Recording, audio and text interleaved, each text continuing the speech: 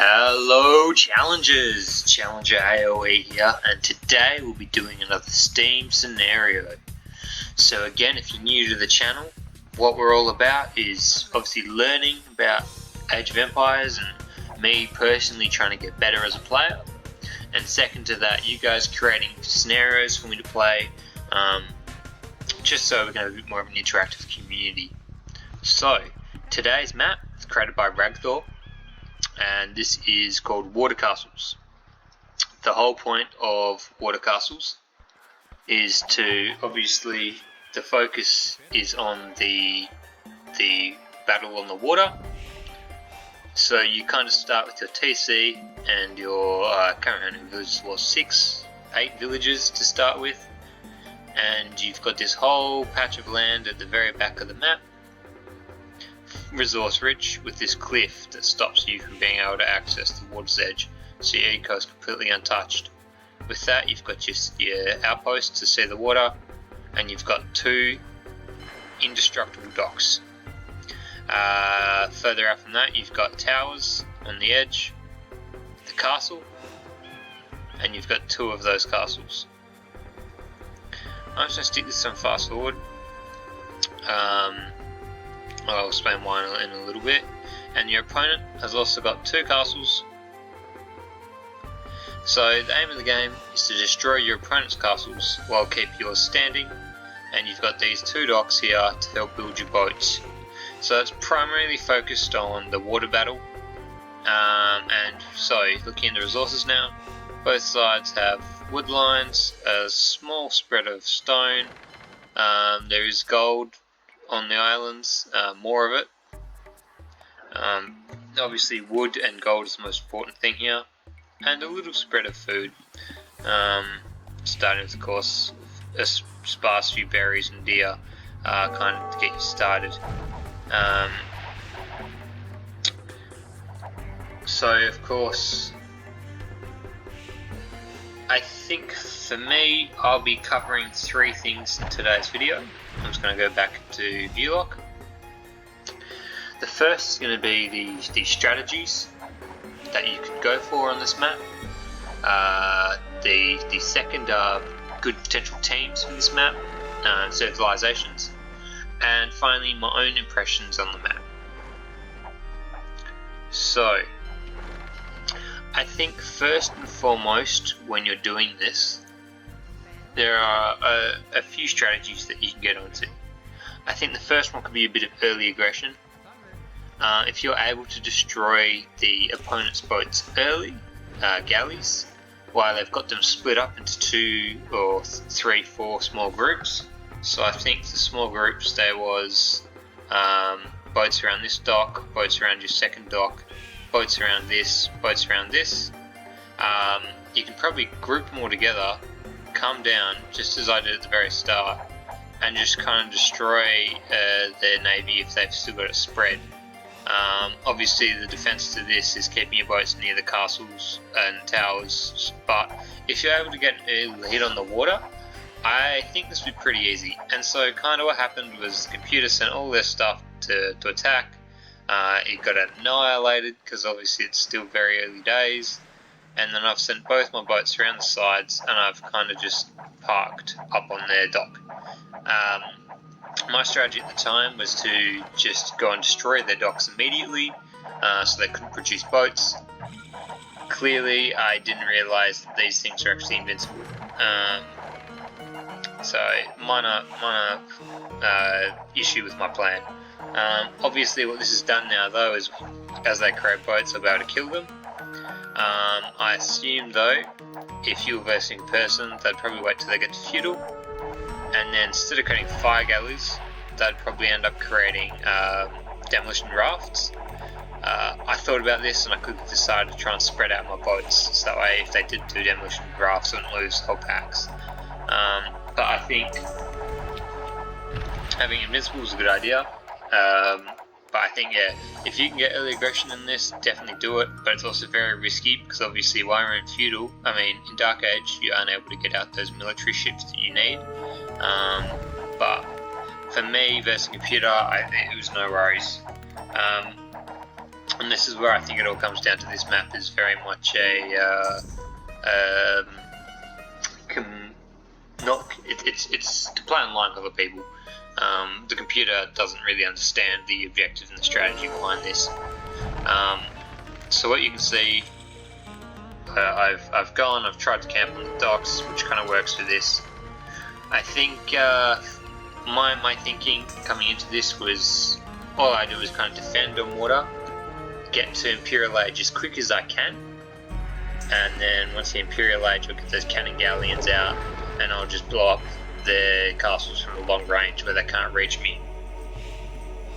So I think a large part of this strategy comes from the fact that yes, your eco is untouchable, so this map is purely all about booming and then getting out those military ships as fast as you can. So you want to castle rush, because once you get to Castle Age, you can start getting some real quality warships and fast fires. And once you're there, you can get those upgrades on them as well. So obviously the most important thing to focus on is economy, getting your blacksmith up as well, and getting fletching, because fletching is the only upgrade from the armory that will affect your galleons. Next, I think it would be a good idea to, once you obviously rush to Castle Age, to go to your castle, depending on what team you are, and fill your castle with units. So I think I'm Italian, so I'll explain why I chose Italians in a moment. So we get Genoese crossbows. I could easily fill that up with 20 Genoese crossbows and just have a constant arrow stream for any boats that come near me, absolutely wrecking them. I didn't bother with this because I already knew that they weren't going to catch me, especially when I got to Castle Age and they were still in feudal. I think the map quite confused the computer. It seems like they're sending all their units from very far away to get various resources. And we'll just go back to Vlock. So I think the second thing to talk about this, obviously we've talked about the strategies, the things that you could potentially do to get an edge on this map. Let's talk about potential teams that you might want to choose from this map. So I chose Italians. Obviously fishing for them, they've got a negative 15% build cost for their fishing ships. I was going to focus primarily on water anyway, and you do have some safe fish on your shoreline behind your castles and towers, which you can easily access, and that was going to be my main source of food. You also get negative 50% on dock research technology with Italians. Super important if you want to get that edge, because your boat's obviously the most important asset on this map. You really want to be getting them out. Also, the Italians line for boats, they have everything, including elite cannon galleons, except for heavy demolition, which shouldn't be a problem if you're trying to rush to Castle Age and get those galleons out anyway, which is more than likely what you would be aiming for. The second potential civilization for this would be Vikings. Obviously Vikings have a pretty solid economy, but also they have a reduced warship cost, and they get their infamous longboats. Longboats, of course, having a massive edge on water, easily allowing you to overpower everyone else with their strong attack. They even do a fair bit of damage to buildings if you have enough of them. So obviously that's a good option if you want to be showing some more aggression to try and take down a castle in that Castle Age, as opposed to waiting to Imperial like I did. Now let's see if you go with the Japanese. Obviously for those notoriously strong fishing ships. And obviously their reduced wood cost to all their buildings will allow you to get those berths out a lot quicker, because you're not using as much resources. Koreans could be another one, obviously with those turtle ships, and you get those better towers. If you've got those better towers, that's going to be super helpful for this. Your towers around here. So the more research that you put into these towers and the extra benefits that you get, It's very beneficial, especially if you're trying to protect this castle. Obviously, this is why I've built 2 universities, and I've done all my fletching techs just so I can get up to keeps and watchtowers and guard towers. I wanted to make sure I got those in. I wanted to know I got arrow slits, architecture, masonry. I wanted to get all my building upgrades in to really give some nice hit points to my buildings, and some range to these towers and strength to these buildings. Finally, you could go with Turks, a bit more of a controversial one. Obviously, Turks get gold a lot quicker, so you'll be getting your gold and you'll be getting your wood. You'll be able to pump out those boats a lot more. With that artillery upgrade in their castle as well, I might just slow back down. You're able to get +2 on your elite cannon galleons, bring 17. Obviously, way outranging castles and being further than a trebuchet, which is a nice strategy. You could fill up this with trebuchets and just launch rocks at boats should they come near. Of course, free chemistry is always nice for that little bit of extra. Is it range and damage? I don't quite recall. So just my general comments. Just finishing up this video, my general comments on this map. I just don't think 2 docks is enough. This is the biggest bottleneck in the game, having 2 docks. You just can't really pump it out, make it as hectic as you'd like, and you can easily camp on 2 docks. But if you've got, I don't know, 4 to 6 just along the coast, it would be a lot more difficult for the other person to just be able to camp out on your docks. Secondly, I think that if you are able to kill a castle, then you probably have a bit of an advantage on the water, and that's why you've managed to kill that castle. So I think if you destroy a castle, you should receive, if your castle is destroyed, I think that you should get resources from it, just to give you an edge to try and fight your way back.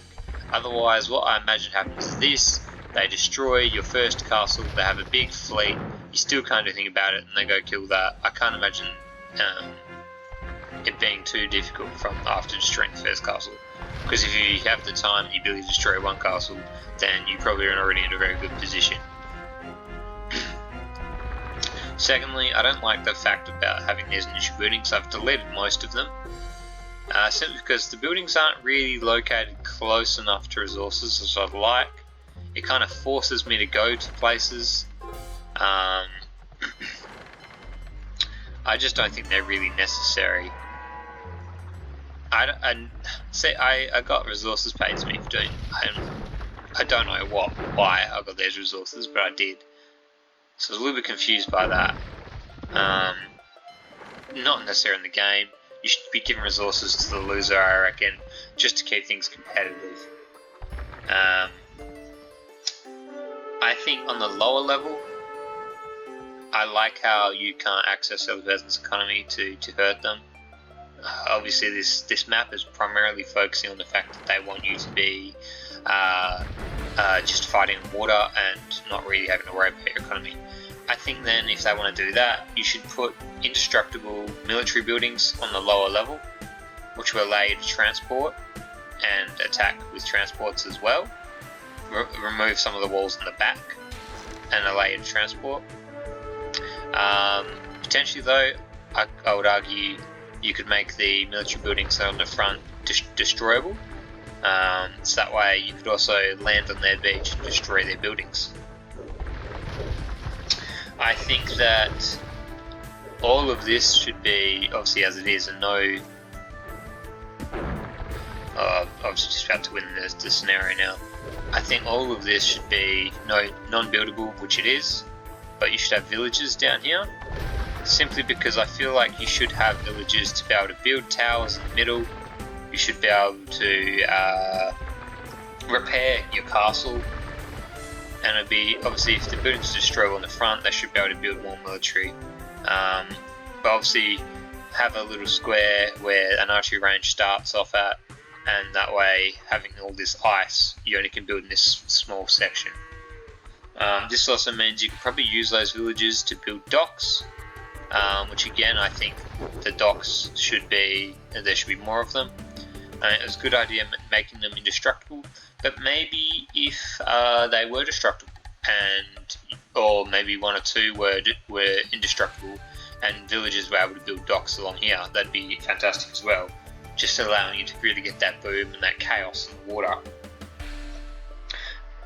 Maybe if there is villages here though, there should be a town centre, just so you can build villages and be able to send out villagers as they die, so you can build here. I just think they'll bring a bit more of another element to the game, where you're building up military, you're trying to get those boats out to practice you're sending villagers out to repair it, you're filling it with troops, you're getting cannons and mangonels and you're sticking them out here, but also at the same time you can come over here and try and destroy all their military production buildings, you can try and destroy their docks with your land stuff, as well as protecting on the water. I just think they'll add a bit more of a new element to it that makes it a bit more chaotic that they're going for.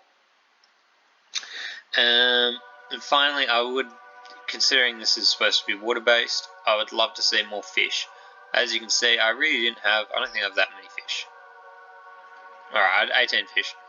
But there is not really that much fish going on. And I think it'd be so much better if there was heaps more fish. Really encouraged you to put more of your population into boats, on fishing boats. Maybe forcing them to do that by having less food on land. Just so, especially in the Dark Age, you'd be pumping out those fishing ships. And it just gives a bit more risk to the game. So that way, yeah, it's eco, you probably don't want it to be getting hurt, but it just means you have to be more clever and creative on the water. So I think that's in entirety of my review of this map, Ragthor. I think it's a really good idea. I think it's a really hectic map, and it can really teach some valuable skills in naval warfare. I just think that it could be better, and obviously don't bother versing a computer in it, because they're just going to throw all their boats at your castle. They're all going to die, and then you can basically do what I just did. And at the same time, I'm not sure it's here. Yeah, they wasted resources on things that you obviously don't need, because these things can't even get to the water's edge anyway. So that's me. I've finished this scenario now. If you guys liked watching, give us a like. Subscribe to the channel. If there's any Steam scenarios you would recommend, let me know via my email, ChallengerAoe@gmail.com. And if you have any maps you'd like to send me as well, chuck us an email and just insert that save file onto the email for me. Hopefully I'll catch you guys later. Hoping to try and be a bit more active on my channel and produce videos weekly. So, till next time, catch you later, challengers.